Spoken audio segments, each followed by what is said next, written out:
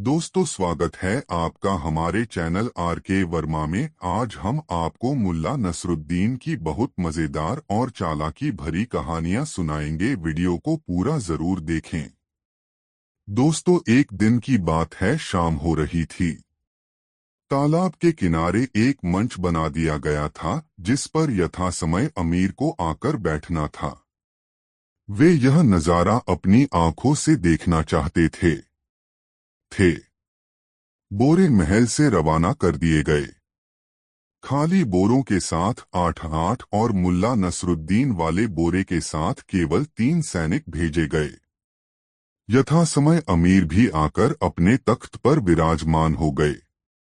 उन्होंने अरसला बेग से पूछा, अरसला बेग, अब क्या देर है? बस मेरे आका। सिपाही पहुंचते ही होंगे। तभी मस्जिद की बुर्जियों से अजान की आवाज सुनाई दी। आधी मंजिल तय हो चुकी थी जब मुल्ला नसरुद्दीन के कानों में अजान की आवाज पड़ी। वह बोरे में बंद एक सिपाही की पीठ पर लदा हुआ था। बारी बारी से सिपाही उसका बोझा ढो रहे थे। एक उसे पीठ पर लादता तो 2 नंगी तलवार लेकर उसके पीछे चलते। अजान की आवाज सुनकर मुल्ला नसरुद्दीन बोला, ऐ सिपाहियों, मैं मरने से पहले दुआ करना चाहता हूं ताकि अल्लाह मेरी रूह को कबूल फरमाए। ठीक है, बोरे में ही दुआ कर लो, सैनिक ने बोरा नीचे रखकर कहा। हम तुम्हें खोल नहीं सकते। हम लोग कहाँ हैं? अल्लाह के लिए मेरा मुंह मस्जिद की ओर कर दो। हम लोग करशी फाटक के पास हैं। यहाँ चारों ओर मस्जिदें ही मस्जिदें हैं। अब जल्दी से दुआ कर लो। मुल्ला नसरुद्दीन दुआ पढ़ने लगा, या अल्लाह, तू कुछ ऐसा करिश्मा कर कि जिस किसी को भी मेरे 10,000 तनके मिलें, वह उनमें से 1,000 किसी मस्जिद को देकर मेरे लिए मुल्ला से 1 वर्ष तक दुआ की खैर मनाए। 10,000 तनकों का नाम सुनते ही सिपाहियों के मुंह में पानी आ गया। एक ने कहा, हम भी इंसान हैं, हमारे सीने में भी प्यार भरा दिल है, हम तुमसे नरमी का बर्ताव करेंगे। यदि हम अमीर की तनख्वाह बिना गुजारे लायक धन पा जाते तो हम तुम्हें छोड़ देते। दूसरे ने कहा, मैं एक मस्जिद की तीमारदारी के लिए चंदा देता हूँ। यदि कोई व्यक्ति ऐसा मिल जाता जो 7-8 हजार तनके चंदा देता तो उससे वादा कर लेता कि अल्लाह के तख्त के पास बादलों से लिपटा उसका नाम रोज ऊपर आता रहेगा। ऐ नेक व पाक सिपाही, मैं तुम्हें 10,000 तनके देना चाहता हूँ जो कि करशी कब्रिस्तान में गड़े हैं। वे कब्रिस्तान के पश्चिमी कोने में कब्र के पत्थर के नीचे दबे पड़े हैं। यदि तुम 10 वर्षों तक मेरा नाम मस्जिद में लिवा सको तो उन्हें तुम ही निकाल लेना। इनमें तीनों कोनों के नीचे मैंने 3,333 व 1/3 तनके गाड़ रखे हैं। अब तुम्हें कोई दिक्कत न होगी।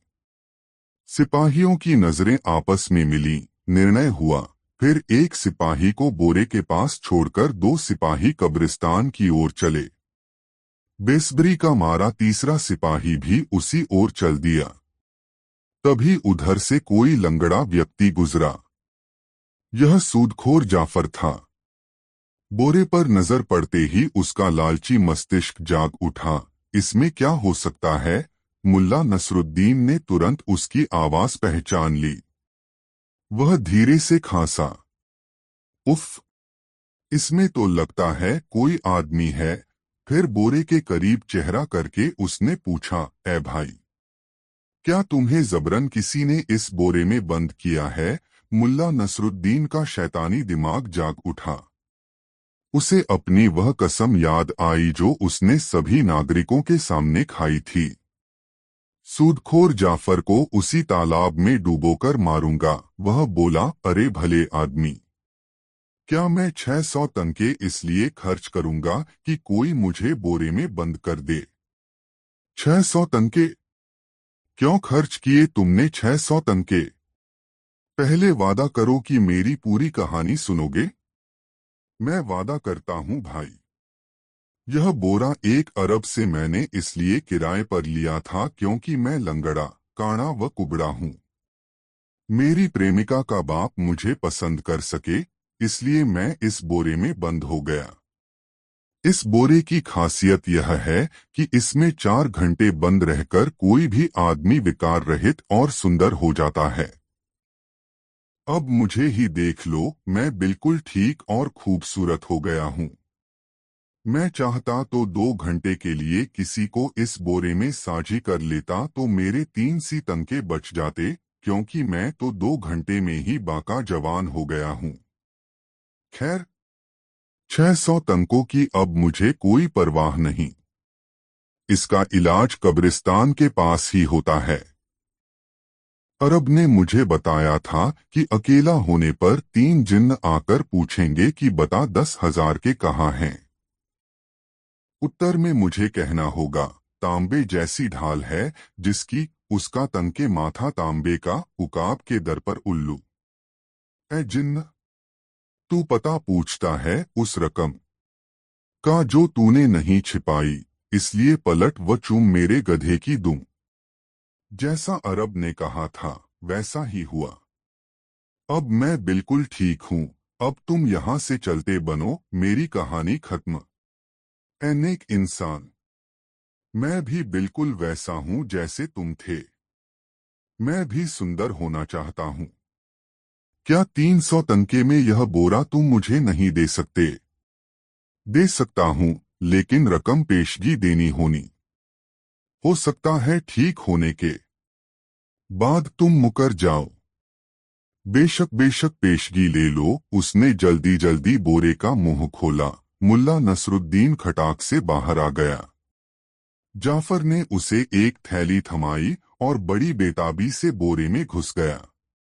जल्दबाजी और उतावलेपन में उसने यह भी नहीं देखा कि बोरे में से कौन निकला है और उसने 300 तंकों की थैली किसे थमाई है। उतनी ही तेजी से मुल्ला नसरुद्दीन ने बोरे का मुंह बांधा और लपककर एक पेड़ की ओट में जा छिपा। वह छिपा ही था कि सिपाही क्रोध से पांव पटकते हुए वहां आ पहुंचे। उनके चेहरे क्रोध से तमतमा रहे थे। आते ही वे बोरे पर पिल पड़े। बेहिसाब ठोकरें उन्होंने बोरे में बैठे जाफर पर रसीद कर दी। वे बोले, क्यों बे चालबाज, तेरी यह मजाल, हमें चकमा देना चाहता था दगाबाज। अंदर बैठा जाफर किसी मंत्र की भांति वह सब बोल रहा था जो मुल्ला नसरुद्दीन ने उसे बताया ढाया था। उसकी उलझुलूल बकवास सुनकर सिपाहियों को अधिक क्रोध आ गया और वे तबीयत से उसकी धुनाई करने लगे। अबे गीदड़ की औलाद, हमें बेवकूफ बनाकर भागना चाहता था। जाफर अपनी हाके जा रहा था और सिपाही क्रोध में भरकर उसकी कुटाई कर रहे थे। अंत में जब सिपाही थक गए तो उसे कंधे पर लादकर चल दिए। अब मुल्ला नसरुद्दीन ओट से बाहर निकला। उसने एक नहर पर हाथ मुंह धोए और मस्ती में एक ओर चल दिया, खुली हवा में आजादी की सांसें लेता हुआ। कुछ देर बाद सिपाहियों ने तालाब के किनारे मंच की सीढ़ियों पर चढ़कर बोरा बेरहमी से एक ओर पटक दिया। तभी जाफर भीतर से कराहा, अरे भाई जिन्न, जरा संभल कर, अगर इस प्रकार बोरा पटकोगे तो मेरी तो हड्डी पसलियां ही टूट जाएंगी। पाक शेख तुरखान के तालाब की तह में जाकर तू शीघ्र ही ठीक हो जाएगा। वहां काफी शोर शराबा मचा हुआ था। आवाजों के बीच अमीर बख्तियार व अरसला बेग की आवाजें पहचानकर जाफर घबरा गया। अल्हम्दुलिल्लाह, बुखारा के अमीरे आजम के हुक्म से कुफ्र फैलाने वाला मलसून बदमाश, अमन की शांति भंग करने वाला, फूट डालने वाला मुल्ला नसरुद्दीन पानी में डुबोया जा रहा है। इस घोषणा के बाद ही कुछ जल्लादों ने बोरा उठाया और सिर से ऊंचा उठाकर हवा में लहराते हुए पानी के हवाले कर दिया। बोरे में बंद जाफर बुरी तरह चिल्ला रहा था, बचाओ बचाओ, मैं मुल्ला नसरुद्दीन नहीं, जाफर हूँ। जाफर, मुझे छोड़ दो। मैं जाफर हूँ, मगर उसकी चीख पुकार पर भला किसे ध्यान देना था। उसकी चीख गुलजान की उस तेज चीख के नीचे दब गई जो कि नयाज के कंधे पर सिर रखकर रोने लगी थी, जबकि अमीर के खेमे में खुशियां छा गई थीं। अमीर सहित सभी दरबारियों के चेहरे खिले हुए थे। दोस्तों, यह कहानी आपको कैसी लगी कमेंट में जरूर बताएं और अपने मित्रों को जरूर शेयर करें। दोस्तों, एक की बात है, सूरज का गोला पश्चिम की पहाड़ियों के पीछे छिप गया था। सूरज छिपने के बाद मशरिक, मगरिब, सुमाल और जुनूब में फैली सुर्खी भी धीरे धीरे सिमटने लगी थी। फिजा में ऊंटों के गले में बंधी घंटी की घनघनाहट गूंज रही थी। एक काफिला बड़ी तेजी के साथ बुखारा शहर की तरफ बढ़ा जा रहा था। काफिले में सबसे पीछे एक गधे पर सवार जो शख्स था, वह गर्दी गुब्बार में इस तरह लथपथ हो चुका था कि उसके तमाम बदन पर गर्द की एक मोटी तह जम चुकी थी, जिससे उसका चेहरा तक पहचान में न आता था। दीनहीन हालत में काफिले के पीछे गधे पर सवार चला आ रहा यह शख्स कोई और नहीं, मुल्ला नसरुद्दीन था। बुखारा का मनमौजी फक्कड़ इंसान, यतीमों और गरीबों का सहारा, सूदखोरों और जबरन टैक्स वसूल करने वालों का कट्टर दुश्मन, और बुखारा के अमीर की आंखों में चुभने वाला कांटा था मुल्ला नसरुद्दीन। अपने वफादार गधे के साथ शहर दर शहर खाक छानते हुए वह 10 बरस से अपने मातृवतन बुखारा से दूर रहा था, लेकिन उसकी आंखों में हमेशा अपने वतन के मजलूम लोगों की चीखों पुकार, अमीर उमराओं के जुल्म कौंधते रहते थे। इन 10 वर्षों में वह बगदाद, इस्तांबुल, बख्शी सराय, तेहरान, तिफलिस, अखमेज और दमिश्क जैसे सभी मुल्कों में घूम आया था। वह जहां भी जाता, गरीबों का मुहाफिज और जुल्म करने वाले अमीर उमरावों का दुश्मन बन जाता। वह गरीबों और यतीमों के दिलों में कभी न भुलाई जाने वाली यादें और जुल्म के पैरोकारों के दिलों में खौफ के साए छोड़ जाता। अब वह अपने प्यारे वतन बुखारा लौट रहा था, ताकि बरसों से भटकती अपनी जिंदगी को वह कुछ चैन सुकून भरे ठहराव के पल दे सके। काफिले के पीछे चल रहा मुल्ला नसरुद्दीन हालांकि गरियो गुब्बार में पूरी तरह लथपथ हो चुका था, मगर फिर भी वह खुश था। इस धूल मिट्टी से उसे सोंधी सोंधी खुशबू आती महसूस हो रही थी। आखिर यह मिट्टी उसके अपने प्यारे वतन बुखारा की जो थी। काफिला जिस वक्त शहर की चारदीवारी के करीब पहुंचा, फाटक पर तैनात पहरेदार फाटक बंद कर रहे थे। काफिले के सरदार ने दूर से ही मोहरों से भरी थैली ऊपर उठाते हुए चिल्लाकर पहरेदारों से कहा, खुदा के वास्ते रुको, हमारा इंतजार करो। हवा की साय और घंटियों की घनघनाहट में पहरेदार उनकी आवाज न सुन सके और फासला होने के कारण उन्हें मोहरों से भरी थैली भी दिखाई न दी। फाटक बंद कर दिए गए, अंदर से मोटी मोटी सांकलें लगा दी गईं और पहरेदार बुर्जियों पर चढ़कर तोपों पर तैनात हो गए। धीरे धीरे अंधेरा फैलना शुरू हो गया था। हवा में तेजी के साथ साथ कुछ ठंडक भी बढ़ने लगी थी। आसमान पर सितारों की टिमटिमाहट के बीच दूज का चांद चमकने लगा था। सरदार ने काफिले को वहीं चारदीवारी के पास ही डेरा डालने का हुक्म दे दिया। बुखारा शहर की मस्जिदों की ऊंची ऊंची मीनारों से झुटपुटे की उस खामोशी में अजान की तेज तेज आवाजें आने लगीं। अजान की आवाज सुनकर काफिले के सभी लोग नमाज के लिए इकट्ठा होने लगे, मगर मुल्ला नसरुद्दीन अपने गधे के साथ एक ओर को खिसक लिया। वह अपने गधे के साथ चलते हुए कहने लगा, ऐ मेरे प्यारे गधे, काफिले के इन लोगों को तो खुदा ने सब कुछ अता किया है, जिसके लिए ये व्यापारी नमाज पढ़कर खुदा का शुक्रिया अदा करें। ये लोग शाम का खाना खा चुके हैं और अभी थोड़ी देर बाद रात का खाना खाएंगे। मेरे वफादार गधे, मैं और तू तो अभी भूखे हैं।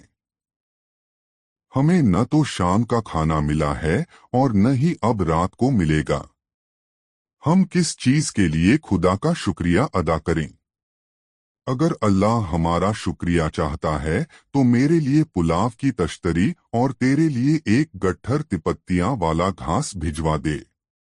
काफिले से काफी दूर आकर उसने अपने गधे को पगडंडी के किनारे एक पेड़ से बांध दिया और पास ही एक पत्थर अपने सिरहाने रखकर नंगी जमीन पर ही लेट गया। ऊपर टिमटिमाते सितारों भरे आसमान पर उसकी नजरें टिक गईं। आसमान में टिमटिमाते सितारों का जाल सा बुना हुआ था। पिछले 10 सालों से अक्सर इन सितारों को देखते देखते उसकी अच्छी खासी जान पहचान हो गई थी।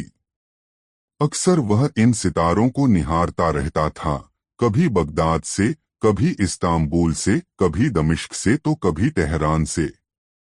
तमाम शहरों से उसे आसमान और आसमान पर टिमटिमाते हुए सितारे एक ही जैसे लगते थे।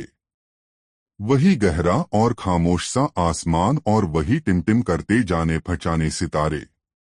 दुनिया भर के शहरों में सरहद ने आकर जो गहरी गहरी अपने प्राय की खाई खोदी हुई हैं, ऐसा कुछ भी आसमान और उसके सितारों के दरमियान उसने कभी महसूस न किया था। उसे हमेशा यही लगता कि रातों की शांत व पवित्र दुआओं की आवाजें उसे बड़े धनवानों से भी धनवान बना देती थी, और आखिर वह खुद को धनवान महसूस करे भी क्यों नहीं। उसे वह सब कुछ हासिल था जो दुनिया के बड़े बड़े रईसों को भी हासिल न था। इस दुनिया में हर आदमी का अपना अपना नसीब होता है। भले ही अमीर लोग सोने चांदी के बर्तनों में खाना खाएं, लेकिन वे अपनी सभी रातें छत के नीचे गुजारने को ही मजबूर हैं। इस तरह मुल्ला नसरुद्दीन की तरह सर्द और सितारों भरे आसमान को निहारते हुए और कल्पना की उड़ान भरते हुए अमीर लोग कभी भी सोचने का मौका नहीं जुटा सकते, ऐसा उन बेचारों का नसीब कहाँ जो उन्हें इस तरह की सहूलियत मिल सके। एकजुट होकर नमाज अदा करते लोग अपनी इबादत पूरी करके अपने अपने खेमों में भोजन की व्यवस्था में जुट गए। चार दीवारी के बाहर बड़े बड़े कड़ाहों के नीचे आग जलने लगी। जिबह के ये तैयार भेड़ें और बकरियां बुरी तरह मिमिया उठीं। कड़ाहों के नीचे जलती आग ने भुनते हुए मसालों की गंध हवा में बिखेर दी। मुल्ला नसरुद्दीन हवा के रुख को पहचानकर उस जगह पर जा लेटा जहां पर यह भूख जगाने वाली खाने के गंध न पहुंच सके। तारों को निहारता हुआ वह सोच रहा था कि कल जब वह बुखारा शहर में प्रवेश करेगा तो उसे फाटक पर ही चुंगी अदा करनी पड़ेगी। हालांकि उसे बुखारा छोड़े 10 बरस बीत चुके थे, मगर अभी तक उसे बुखारा के सभी रिवाजों की पूरी जानकारी थी। उसने यही सोचकर अपनी रकम का आखिरी हिस्सा बचाकर रख छोड़ा था। वह दुनिया के भले ही किसी भी मुल्क में रहा हो, उसे अपने बुखारा की और बुखारा के रीति रिवाजों की हमेशा याद आती रहती थी। लेटा लेटा वह अपने प्यारे वतन की याद में खो गया। उसे अपने वतन से बेहद प्यार था। धूप से तपे तांबई चेहरे पर काली दाढ़ी और साफ शफ्फाक आंखों वाला खुशमिजाज मुल्ला नसरुद्दीन तेल की चिकनाई से सनी पगड़ी, पैबंद लगे कोट और फटे जूते पहने अपने वतन से जितनी दूर होता, वतन के लिए उसके दिल में उतना ही प्यार उमड़ता। उसे अपने बुखारा की ऊंची ऊंची मीनारें, चरागाह, खेत, गांव और रेगिस्तान खूब याद आते थे। उसे पता चल चुका था कि पुराना अमीर गारत हो चुका है, लेकिन उसके बाद बना नया अमीर उससे भी काइयां और संगदिल था। इस नए अमीर ने पहले अमीर से भी ज्यादा आवाम पर जुल्मो सितम ढा रखे थे। आवाम को तरह तरह की चुंगी लगाकर लूटा जा रहा था। वैसे नया अमीर बड़ा ही धार्मिक था। वह साल में 2 बार शेख बहाउद्दीन की पवित्र दरगाह पर सजदा करने जाता था, जो बुखारा शहर के पास ही थी। लूट खसोट पूरे जोरों पर थी। खेत खलिहान सूखकर जल चुके थे। धरती में दरारें पड़ गई थीं। दस्तकारियां समाप्त हो चुकी थीं और व्यापार लगातार घटता जा रहा था। मुल्ला नसरुद्दीन ने सोचते सोचते एक गहरी सांस ली और करवट बदलकर फिर अपनी सोचों में गुम हो गया। सुबह की अजान के साथ ही पूरा कारवां उठ गया। ऊंट वालों ने सामान ऊंटों पर लादना शुरू कर दिया। सौदागर अपनी पगड़ियां दुरुस्त करने लगे। नसरुद्दीन भी उठा। सबसे पहले अपनी अंटी में खुसी थैली टटोली, वह सलामत थी। फिर अपने गधे के करीब आकर उसकी पीठ पर हाथ फेरा। ऐ मेरे वफादार गधे, चल, अपने मुल्क में दाखिल होने का मुबारक वक्त आ गया है। ऊंटों के गले की घंटियां बस उठीं और कारवां फाटक की ओर बढ़ गया। फाटक में दाखिल होते ही सब एक ओर रुक गए। पूरी सड़क पहरेदारों ने घेरी हुई थी। सिपाहियों की तादाद भी काफी थी। कुछ तो कायदे से वर्दियां पहने थे, मगर कुछ लोग ऐसे भी थे जिन्हें वर्दी पहनने का सलीका तक न था। अमीर की नौकरी में अभी वे नए थे और उन्हें रिश्वतखोरी का पूरा मौका नहीं मिला था। वे चीख चिल्ला रहे थे, उस लूट के लिए लड़ाई झगड़ा और धक्का मुक्की कर रहे थे जो उन्हें व्यापारियों से हासिल होने वाली थी।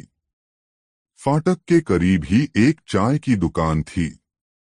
वर्दी पहने अफसर सा दिखाई देने वाला एक तुंदियल व्यक्ति बाहर आया। उसके पैरों में जूतियां थीं। उसके मोटे और थुलथुले चेहरे पर अय्याशी, बदकारी और जलालत के भाव स्पष्ट दिखाई दे रहे थे। उसने एक ललचाई नजर से व्यापारियों की ओर देखा, फिर बोला, है सौदागरों, बुखारा में तुम्हारा स्वागत है। खुदा करे तुम्हें अपने काम में, अपने इरादों में कामयाबी हासिल हो। ऐ व्यापारियों, आपको यह इल्म होना चाहिए कि अमीर का हुक्म है कि जो सौदागर अपने माल का मामूली सा हिस्सा भी छिपाने की कोशिश करेगा, उसे बेंत लगा लगाकर मार डाला जाएगा। यह सुनकर व्यापारी कुछ विचलित हुए और परेशानी की हालत में रंगी दाढ़ियां सहलाने लगे।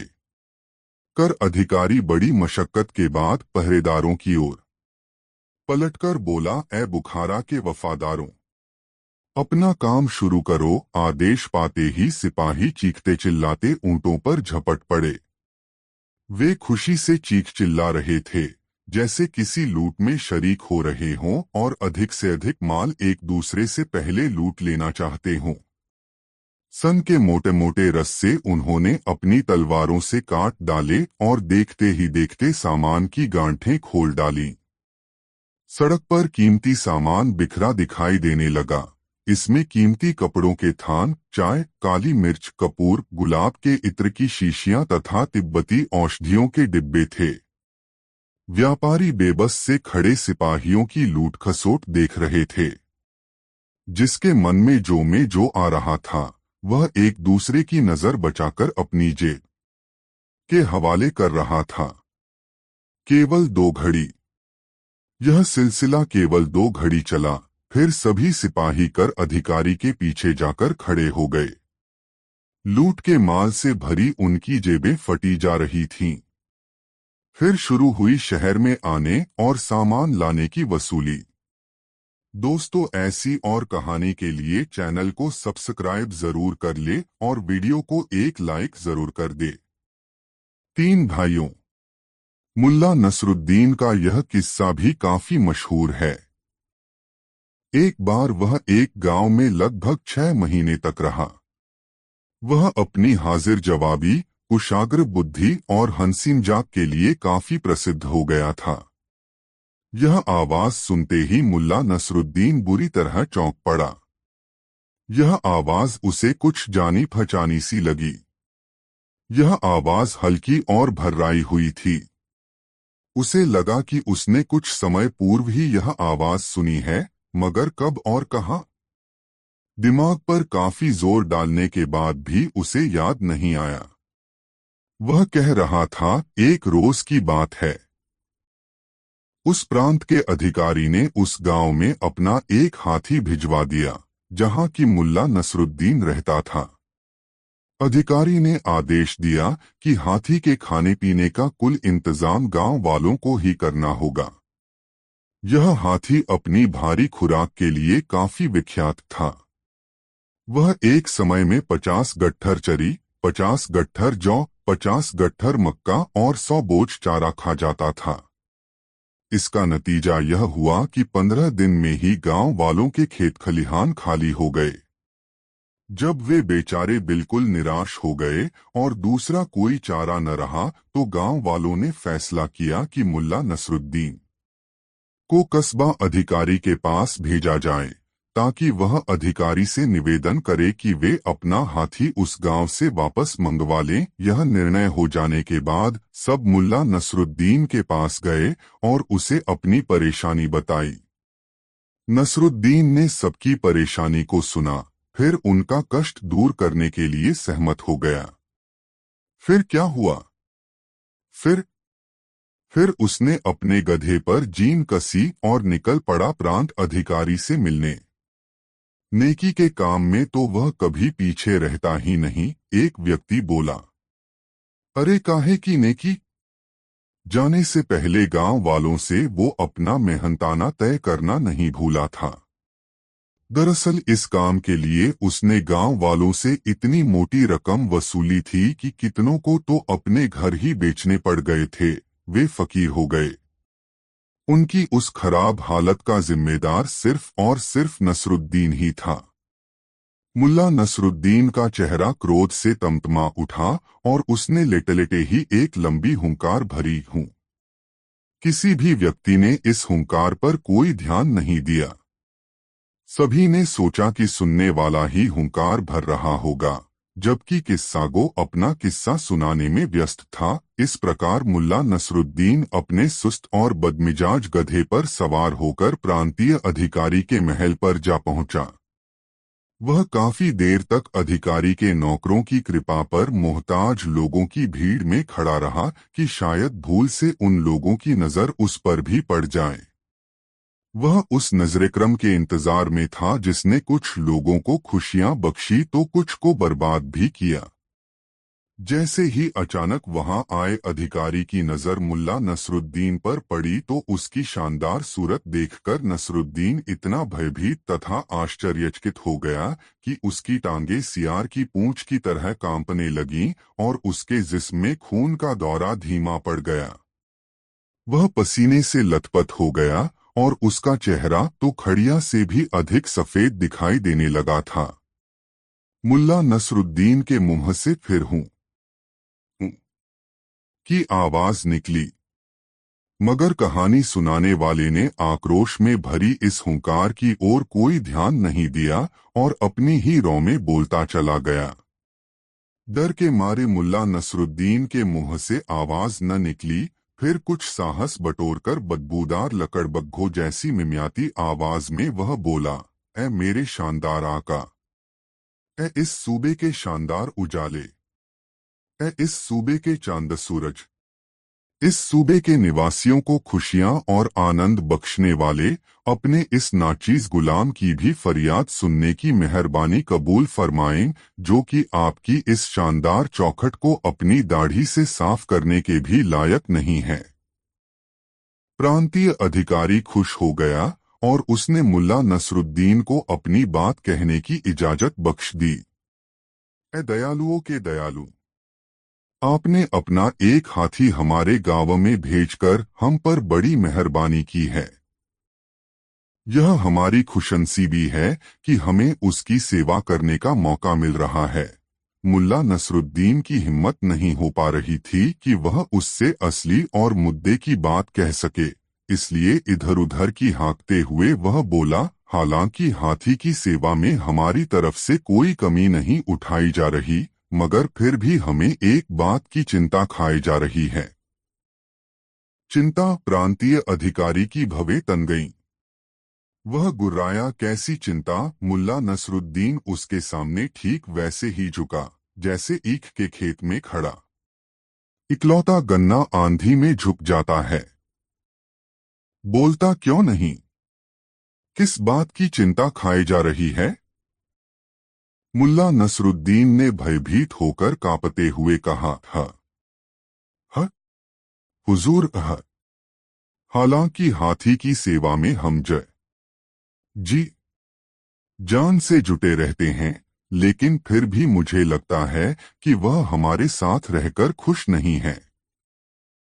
उसे खाया पिया नहीं लगता, वह बड़ा उदास सा रहता है। लगता है या तो उसे आपकी याद सताती है या एकांत में रहना ही उसे पसंद नहीं। सरकारे आली, पूरा गांव उसकी उदासी को लेकर परेशान है।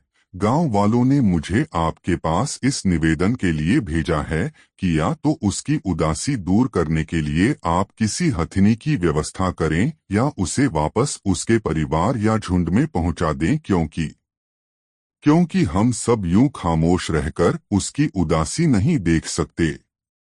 इस निवेदन को सुनकर प्रांत का अधिकारी बहुत खुश हुआ। उसने तुरंत गांव में एक हथिनी भिजवाने का आदेश जारी कर दिया और अपनी खुशी जाहिर करने के लिए मुल्ला नसरुद्दीन को अपना जूता चूमने की इजाजत दे दी। मुल्ला नसरुद्दीन ने इस काम को इतनी लगन से अंजाम दिया कि अधिकारी के जूते की रंगत ही उड़ गई। मुल्ला नसरुद्दीन के होंठ काले पड़ गए और इससे पहले कि किस्सा सुनाने वाला आगे कुछ और कह पाता कि मुल्ला नसरुद्दीन जोर जोर से चीखा, तू झूठ बोल रहा है, अबे गंदे और मरियल कुत्ते। यह तेरी जुबान, तेरे होंठ और तेरा पेट है जो बड़े लोगों के जूते चाट चाट कर काले पड़ चुके हैं। मुल्ला नसरुद्दीन आज तक कभी किसी बड़े आदमी के आगे नहीं झुका। तू एक नेक दिल इंसान को क्यों मुफ्त में बदनाम कर रहा है? नेक व्यापारियों, तुम इस पाजी की बात न सुनकर इसे मारपीट कर यहाँ से भगा दो। वह बदनाम करने वाले उस व्यक्ति से निपटने के लिए उठकर उसकी ओर झपटा ही था कि ठिठक कर रुक गया। उसके सामने चेचक के दागों वाला वही व्यक्ति था जिसकी काइयां आंखें काफी पीली थीं। यह वही नौकर था जन्नत पर पुल का नकी बाड़ बनाने को लेकर मुल्ला नसरुद्दीन की, जिससे पहले ही झड़प हो चुकी और जो उसकी थैली से 150 तंके अपने मालिक की सलामती थी कि नमाज अदा करने के लिए ले गया था। उसे देखते ही मुल्ला नसरुद्दीन चिल्लाया, अबे अमीर के खुफिया जासूस, मैं तुझे अच्छी तरह पहचानता हूँ, मेरी नजरें तुझे पहचानने में धोखा नहीं खा सकती। बता, लोगों की जासूसी करने का तुझे क्या मिलता है? जिन निर्दोष और मासूमों को तू फांसी दिलवाता है, उसके एवज में कितनी रकम हासिल होती है तुझे? चेचक के चेहरे वाला भी उसे देखकर चौंका। अभी तक वह खामोश बैठा मुल्ला नसरुद्दीन को घूर रहा था। फिर अचानक उसने ताली बजाई और जोर से चीखा, सिपाहियों, सिपाहियों। जैसे ही मुल्ला नसरुद्दीन ने सिपाहियों के भागते कदमों की आवाज सुनी, वैसे ही एक भी पल गवाए बिना वह उछला और चेचकरू नौकर को एक ओर धकेलता हुआ बाहर निकल गया। दरअसल चेचकरू जासूस की यह एक चाल थी। वह इसी प्रकार मौका पाकर व्यापारियों के झुंड में शामिल हो जाता था और मुल्ला नसरुद्दीन की टोह लेने के लिए इस प्रकार के मनगढ़ंत किस्से सुनाया करता था ताकि मुल्ला नसरुद्दीन स्वयं या उसका कोई रिश्तेदार जब उसका विरोध करे तो वह उन्हें सिपाहियों से पकड़वा दे और उसके बदले में अमीर से इनामो इकराम हासिल करे। आज काफी दिनों के बाद उसकी मेहनत रंग लाई थी, मगर मुल्ला नसरुद्दीन उसकी पकड़ से बाहर निकल चुका था। थोड़ा आगे बढ़ने पर उसे चौराहे के दूसरी ओर पहरेदारों के कदमों की आवाज सुनाई पड़ी। उसने जिस तरफ से भी निकलना चाहा, सामने सिपाही ही दिखाई दिए। एक पल के लिए मुल्ला नसरुद्दीन को लगा कि आज उसका बच निकलना मुश्किल है। लानत है मुझ पर, आज बुरा फंसा। ऐ मेरे वफादार गधे, तू कहाँ है? लगता है आज तेरे मेरे बिछुड़ने का समय आ गया है, मुल्ला नसरुद्दीन बड़बड़ाया। मगर तभी एक ऐसी आश्चर्यजनक घटना घटी जिसकी किसी को भी आशा नहीं थी। आज भी बुखारा वाले इस घटना को याद करते हैं। यह एक ऐसी घटना थी जिसे आसानी से नहीं भुलाया जा सकता। इस घटना से बुखारा वासियों को काफी माली नुकसान उठाना पड़ा था। दोस्तों, वीडियो को एक लाइक जरूर कर दे। चार दोस्तों सुबह होते ही शाही हुक्म से अनेक बढ़ी, कुम्हार, मेहतर व दूसरे सफाई कर्मचारी बाजार में आ चुके थे। सभी अपने अपने काम में लग चुके थे और देखते ही देखते बाजार साफ कर दिया गया था। रात को आई तबाही से काफी नुकसान हुआ था। कर्मचारियों ने शामियानों को सीधा किया, पुलों की मरम्मत की गई, बाड़ों के सुराखों को भरा गया और टूटे कांच के बर्तनों के टुकड़ों को साफ किया गया। फर्क यह रहा कि सूरज निकलने तक रात की गड़बड़ी का कोई चिन्ह वहां बाकी नहीं बचा था। ठीक समय पर बाजार लग गया और लोगों की आवाजाही शुरू हो गई और बाजार फैलता फैलता अमीर के महल तक जा पहुंचा था। पूरे बाजार में घूमता मुल्ला नसरुद्दीन महल के करीब जा पहुंचा, जहां डेरा डाले बहुत से लोग बैठे थे। ये सभी वे लोग थे जो अमीर की अदालत में अपनी फरियादें या मुकदमे लेकर आए थे। मुल्ला नसरुद्दीन ने सोचा कि इन लोगों से बात की जाए। वह एक गंजे के पास पहुंचा जो अपने खेमे के बाहर बैठा था। उसके बगल वाले खेमे के बाहर एक लंबी दाढ़ी वाला शख्स बैठा था और उन दोनों के बीच एक बकरा बंधा था जो कभी काफी तंदुरुस्त रहा होगा, लेकिन इस समय उसकी हड्डियां चमक रही थीं। मुल्ला नसरुद्दीन उनके करीब पहुंचकर बोला, अस्सलाम वालेकुम। ए बुखारा शरीफ के निवासियों, आप लोग खानाब दोषों की तरह यहाँ क्यों पड़े? ए मुसाफिर, दाढ़ी वाला बोला, हम लोग खानाब दोष नहीं बल्कि तुम्हारी तरह ही खुदा के नेक बंदे हैं। अगर आप लोग नेक मुसलमान हैं तो यहाँ क्यों पड़े हैं, अपने घरों में क्यों नहीं रहते? ए मुसाफिर, हम लोग अपने विद्वान बादशाह, जिसका ओज सूर्य के प्रकाश को ढक लेता है, ऐसे अमीर के नेक और सही न्याय की प्रतीक्षा में यहाँ बैठे हैं। अच्छा, हाँ, इस बार गंजा व्यक्ति बोला, हम 5 हफ्ते से यहाँ अमीर से न्याय मांगने की उम्मीद में पड़े हैं। यह लंबी दाढ़ी वाला, एक नंबर का झगड़ालू शख्स, अल्लाह इसे गारत करे। यह दढ़ियल मेरा बड़ा भाई है। हमारे वालिद जो कुछ भी छोड़कर मरे, हमने उसे आपस में बांट लिया है। अब हम दोनों के बीच यह बकरा ही है। हम समझ नहीं पा रहे हैं कि इस बकरे का बंटवारा कैसे करें। और तुम्हारी वह जायदाद कहाँ है जो कि तुम्हें बंटवारे में मिली? उसे बेचकर हमने नकद रुपया अपने पास रखा हुआ है। आखिर इस मुकदमे को लड़ने के लिए हमें नकद पैसे की भी तो जरूरत थी। मुहर्रिरों, अहलकारों, अर्जीनवीसों, अर्जियां लेने वालों को आखिर किसे पैसे नहीं देने पड़ेंगे? गंजे ने गर्व से कहा, पैसे कितने ही क्यों न लग जाएं, मगर बकरा दूसरी तरफ नहीं जाना चाहिए। मुल्ला नसरुद्दीन ने देखाव करा लकड़ी के खूंटे को चबाता हुआ लगातार दर्दनाक आवाज में चीख रहा है।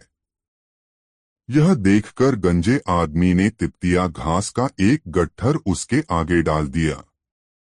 यह देखकर दाढ़ी वाला चीखा, अपनी यह बदबूदार घास मेरे बकरे के आगे से हटा ले, और फिर लात मारकर उसने वह घास बकरे के आगे से दूर फेंक दी और अपना भूसी का टब उसके सामने रख दिया। यह देखकर गंजे को गुस्सा आ गया।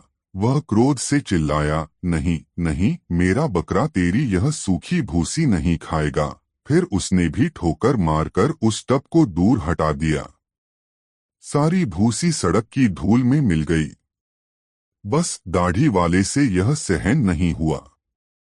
अबे खबीस, तेरी इतनी हिम्मत, आ तुझे मजा चखाता हूं। और फिर देखते ही देखते वे दोनों गुत्थम गुत्था हो गए। वे एक दूसरे को गालियां बकते हुए जमीन पर लोटपोट हो गए थे। मुल्ला नसरुद्दीन एक ओर खड़ा उनकी यह दिलचस्प लड़ाई देख रहा था। वे लड़ते रहे और उधर बकरे ने अचानक धरती पर गिरकर दम तोड़ दिया। अरे खुदा के नेक बंदों, अब तो यह गुत्थम गुत्था बंद करो। देखो, बकरे की ओर इशारा करके मुल्ला नसरुद्दीन ने कहा, अल्लाह ताला ने बकरे को अपने पास बुलाकर खुद ही तुम्हारा इंसाफ कर दिया है। बकरा मर गया। इस बात का तत्काल असर हुआ। वे लड़ना भूलकर फटीफटी आंखों से बकरे को घूरने लगे। उनके चेहरे खून से लथपथ थे। जाहिर था कि दोनों ने एक दूसरे के चेहरे को खूब नोचा था। मुल्ला नसरुद्दीन ने सोचा कि अब झगड़ा खत्म हो गया, मगर नहीं, अभी झगड़ा खत्म नहीं हुआ था। दढ़ियल बोला, अब मैं इसका चमड़ा निकाल लूंगा। इसका चमड़ा मैं निकालूंगा क्योंकि यह बकरा मेरा है, इसकी खाल मैं ही लूंगा। अवे यह बकरा मेरा है गंजे। और फिर इस प्रकार तू मैं करते वे एक बार फिर एक दूसरे से गुथ गए। गंजे ने दाढ़ी वाले की दाढ़ी नोच ली तो दाढ़ी वाले ने उसके गंजे सिर पर अपने नाखून गड़ा दिए। मुल्ला नसरुद्दीन समझ गया कि ये दोनों ही पागल हैं। आठ वह आगे बढ़ गया। मुल्ला नसरुद्दीन अभी कुछ कदम ही आगे बढ़ा था कि उसे सामने से वही लोहार आता दिखाई दिया जिसने सूदखोर जाफर को बचाने पर भला बुरा कहा था। उसे देखते ही मुल्ला नसरुद्दीन खुशी से बोला, सलाम लोहार भाई, देखो हम फिर मिल गए। हालांकि मैं अभी अपना वादा पूरा नहीं कर पाया हूँ, मगर पूरा जरूर करूंगा। मगर तुम यहाँ कैसे? क्या तुम भी अमीर की अदालत में कोई फरियाद लेकर आए हो? हाँ, गमगीन लहजे में वह बोला, मैं लोहारों की बस्ती की एक शिकायत लेकर आया हूँ। शिकायत? मुल्ला नसरुद्दीन भौचक कासा होकर बोला, क्या अमीर शिकायतें भी सुनते हैं? खैर, शिकायत क्या है लोहार भाई?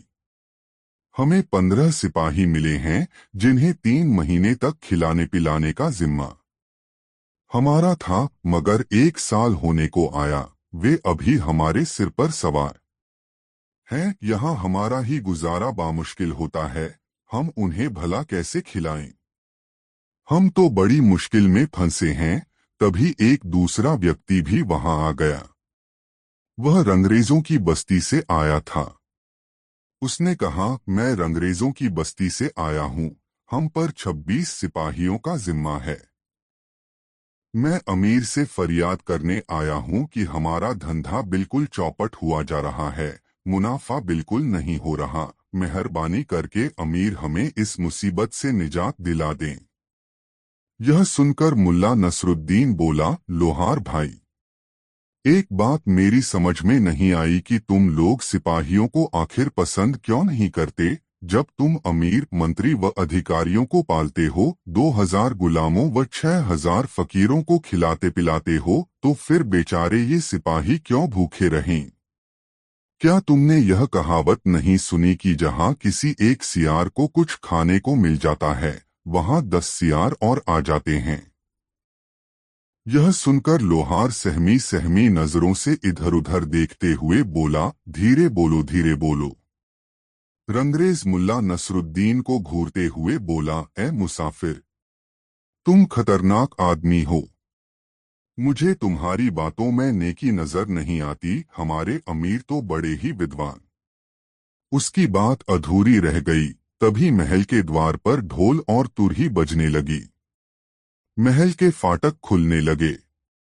सारे खेमे में हलचल सी मच गई। चारों ओर से फुसफुसाहट भरी आवाजें सुनाई देने लगीं। अमीर अमीर। लोग महल के फाटक की ओर बढ़ने लगे ताकि नजर भरकर अमीर के दीदार कर सकें। मुल्ला नसरुद्दीन ने भी आगे बढ़कर एक सुविधाजनक जगह तलाश कर ली ताकि अमीर की अदालत का नजारा कर सके। फाटक से पहले नकीब दौड़ते हुए निकले। वे चिल्ला रहे थे, हटो तो अमीर के लिए रास्ता छोड़ो, बाजू हटो, आला हजरत अमीर तशरीफ ला रहे हैं। फिर अंदर से सिपाहियों का एक दस्ता निकला। वे फाटक के किनारे खड़े लोगों पर लाठियां बरसाने लगे ताकि वे पीछे हट जाएं।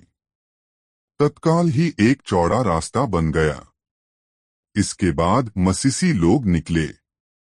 उनके हाथों में ढोल, बांसुरी, तंबूरे आदि थे। इसके बाद कीमती वस्त्र और तलवारों से लैस अमीर के खास सेवकों का दस्ता निकला। दस्ते के पीछे 2 हाथी थे जो पूरी तरह सजेधजे थे।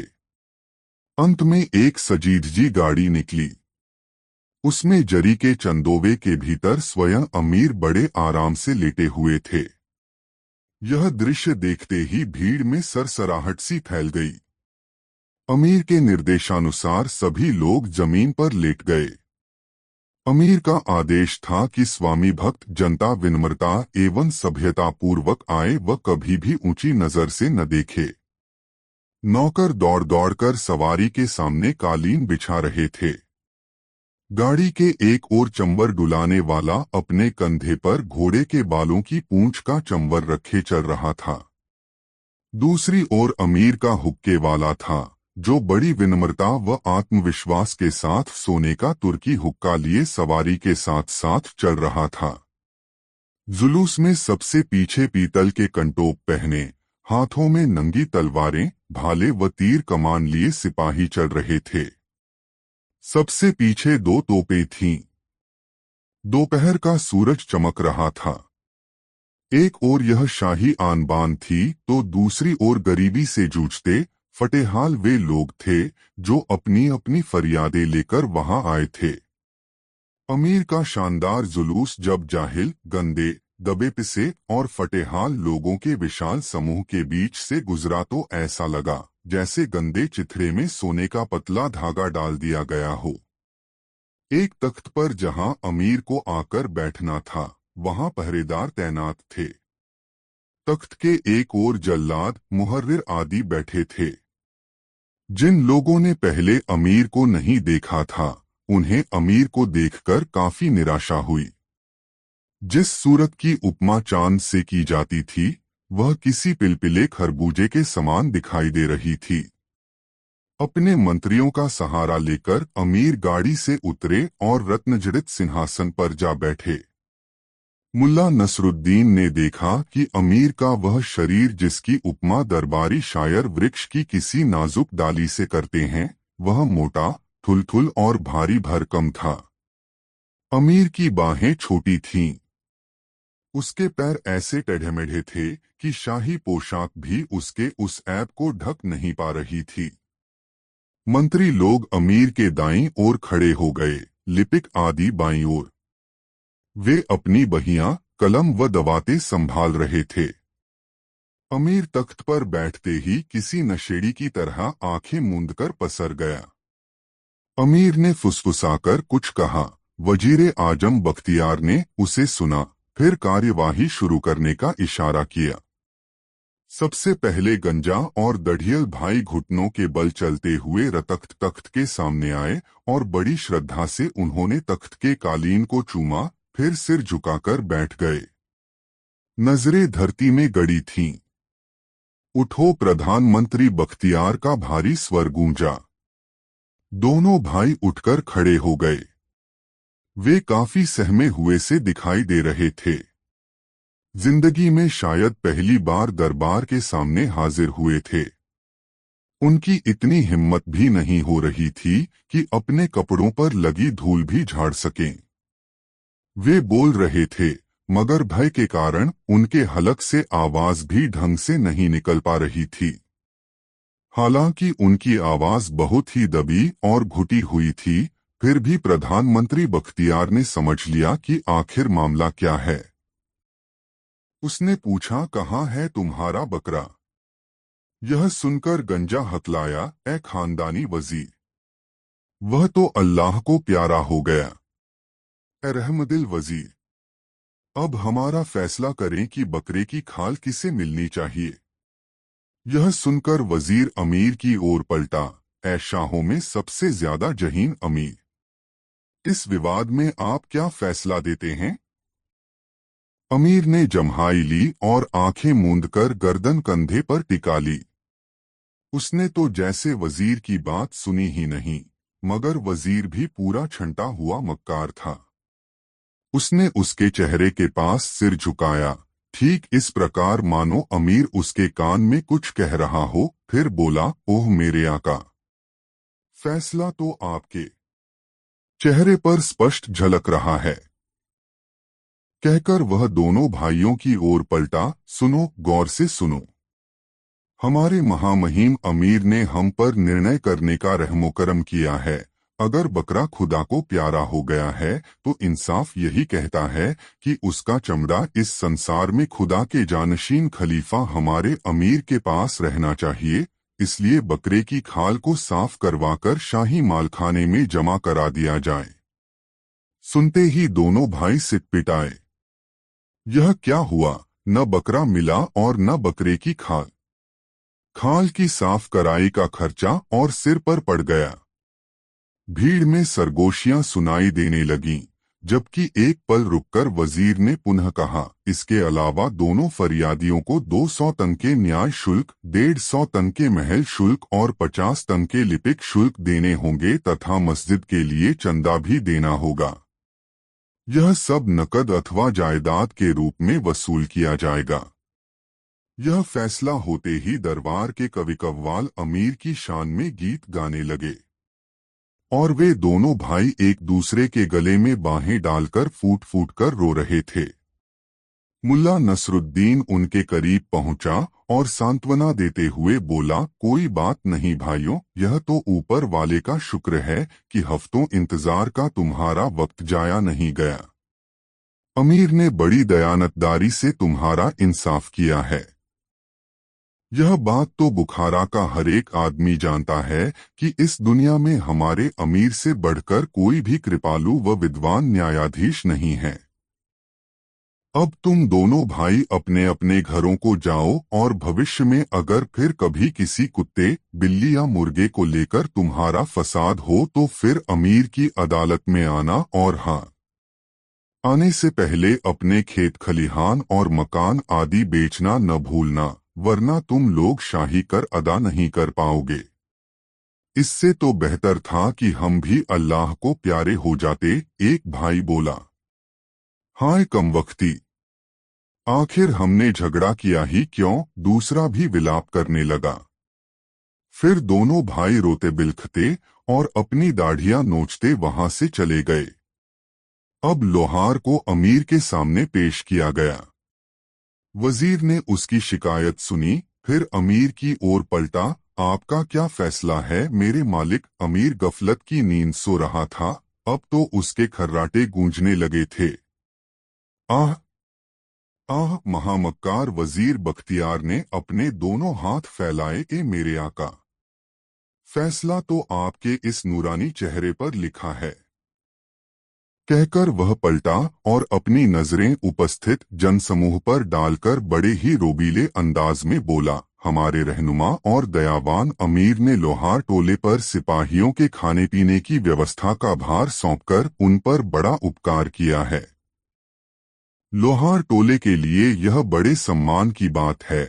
इसके बावजूद इस लोहार ने यहाँ शिकायत पेश करके बड़ा भारी अपराध किया है। इसलिए हमारे अमीर ने बहुत दयावान होकर यूसुफ लोहार को 200 कोड़ों की